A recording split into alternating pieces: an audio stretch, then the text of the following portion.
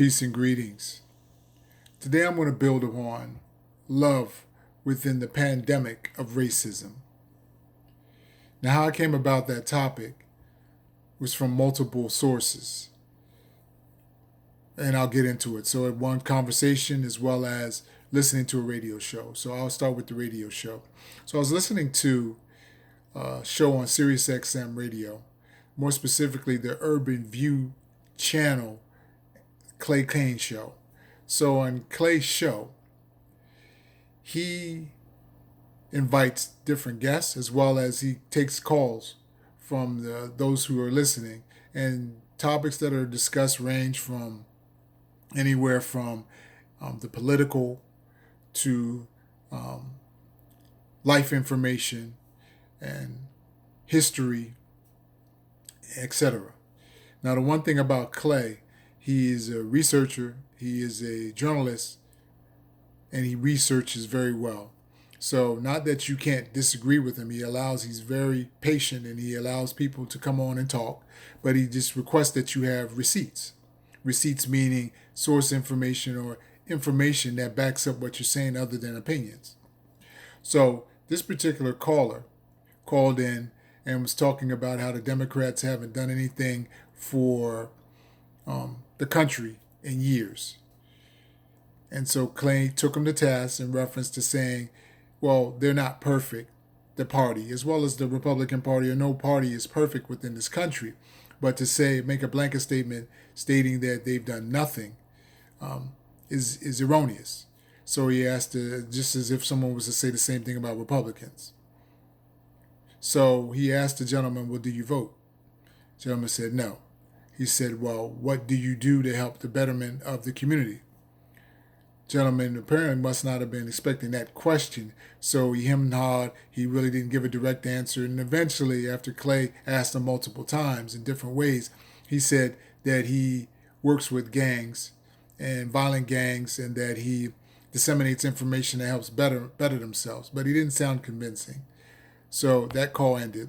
So I then got in a conversation with someone and asked them their opinion. And she was saying that it's unfortunate because it saddens her. So she said, and if I didn't say it already, the caller was African American and Clay Cane is African American. So she said that it seems that some African American men want to, and I'm paraphrasing, seemingly want to hold back African American women, some African American women. So I said, that's an interesting comment. So I probed. I said, well, what did you mean by that? She said, well, it seems that, and she made a point to say some.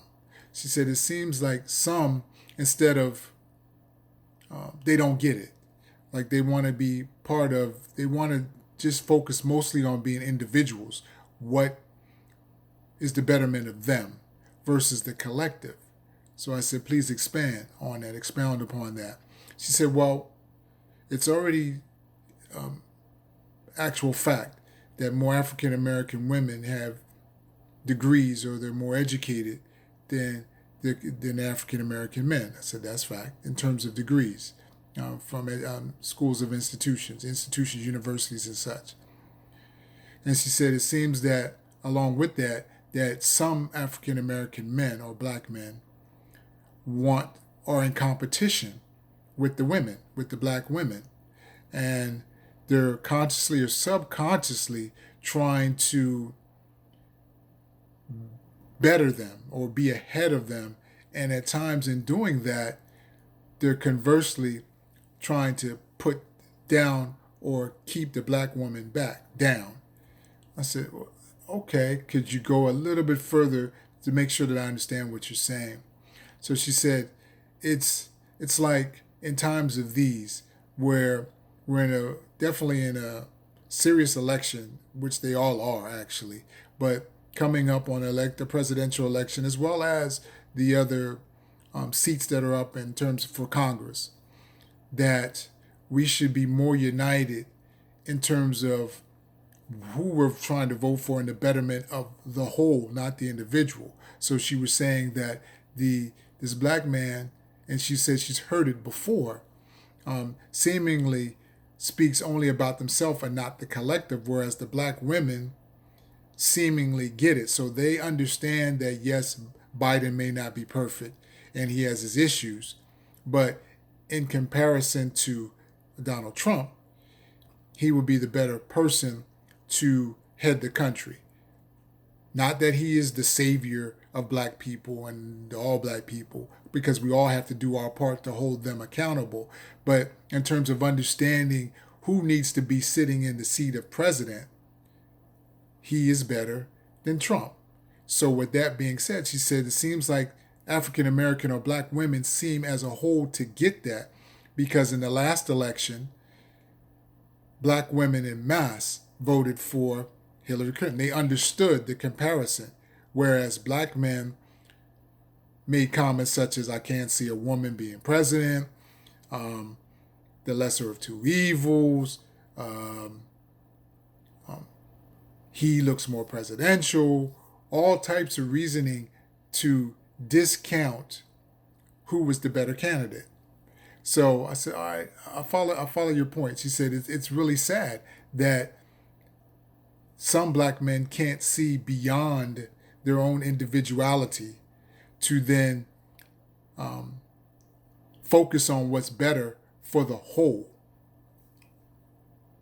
I said, that's quite interesting. She went even further. She said, and another example would be how white women voted against themselves or their interests, and this is still in the scope of love, self-love, meaning going against what's better for you,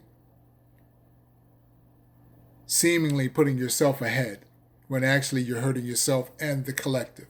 So she used the example, like I said, in reference to white women voting against their interests to put a Donald Trump in office, furthering individuality, because then by putting him in office, then at least they're ahead of black people. And she said, lastly, in reference to white men, she said it was just like some of those who Trump clearly won their vote or got their vote, but he does not represent them well. Some of the white men, but they voted for him en masse. But her point was, in terms of them voting for him, their thought was, at least I'll be ahead of these black people. So then she circled, so I brought her back and said, well, can you now attach that to what initially I asked you from your initial comment in reference to black men? Some black men are in competition with black women. And she said, well, that's fully the point. The point being that they will go against themselves, which is the love of self and their kind, or expand it, the kind of your neighbors or your community, which is your neighbors and your expanded community, to only look out for themselves without looking at the collective. And eventually they actually hurt themselves in the process, not realizing it, but some may not care, because they're saying, as long as I'm ahead of this group of people, in her example, women, in some of these black men's mind, or if I'm talking about white men, at least I'm ahead of these black people in their mind, regardless of what is being presented in the political world. And I said, that is really interesting, because then it had me think again of the conversations I've had with family as well as others who supported Trump. And I'm using Trump as an example because of what he's presented and represented in terms of, out of his mouth, the policies that he supports. So in these conversations, I've had people say to me, well, focus on one issue, saying, well, he's good on this issue, but then there are other 10 issues or 9 other issues out of the 10 that you don't support. But you support this because the one issue, because it benefited you, and in that person's mind elevated them above the rest, consciously or subconsciously, elevated them above the rest of the groups who are going to be hurt, not realizing that actually you're being hurt too, because if you go with 1 out of 10, that's 10%. 10% on the test is woefully failing.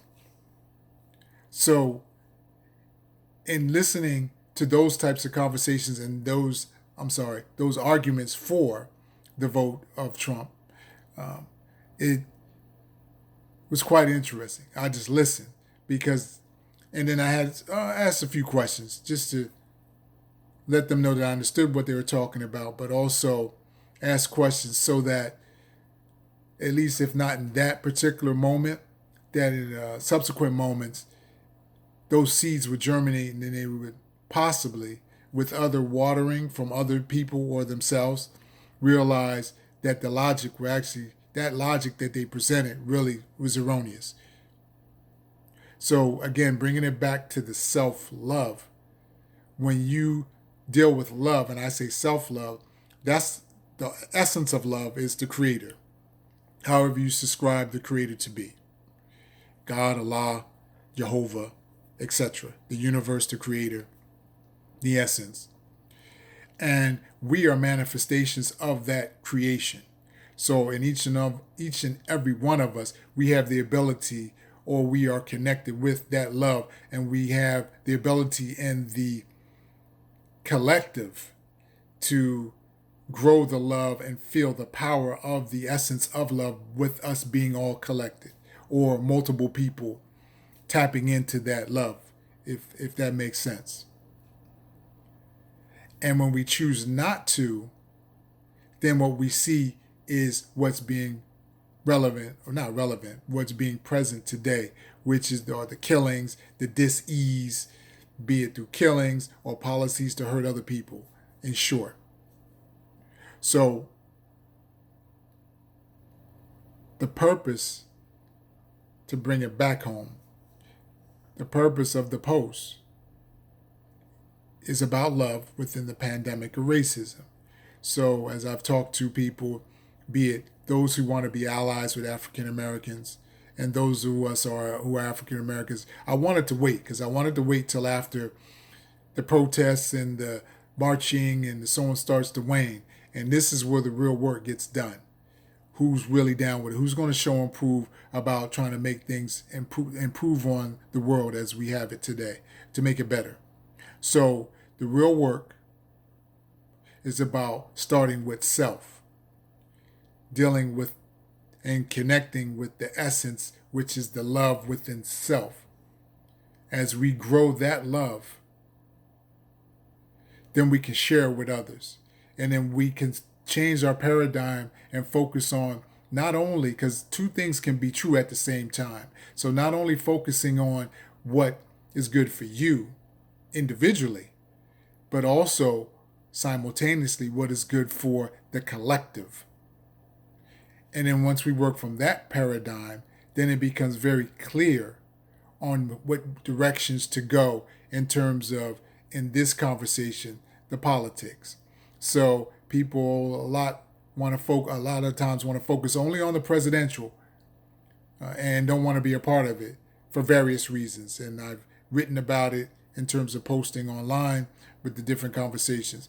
But there's more to the voting than just the presidential or the national elections. There's the state and the local, which we all need to be a part of. And for my brothers and sisters who are like, it doesn't matter, you're pawns, blah, blah, blah. I'm not a part of this political process. You are. Anytime you go out and spend your money for some goods and services and you are taxed on it, that tax that you pay, that money that you pay towards the tax, is you signing off on being a part of the political process. And if you on the local or the state level have not made your voice heard or helped others to make a better decision as a collective, I'm still going with the love, then these monies that you so willingly pay towards these taxes for the goods and services that you purchase, then go towards possibly some endeavors that you, or policies that you do not agree with. So that would be one example. If you work and they take the taxes off of that, which they do all of us, be it if you work for someone or if you have your own business, you're still paying taxes. So it's a misnomer to say that you no longer you don't want to be a part of the process, because you are part of the process. So let's focus on the self-love. Let's work on that. And I can speak on that in another post on how to grow self-love, the first relationship. And from there, then we get with the collective. And so we can speak clearly when the one mind concept, Hotep.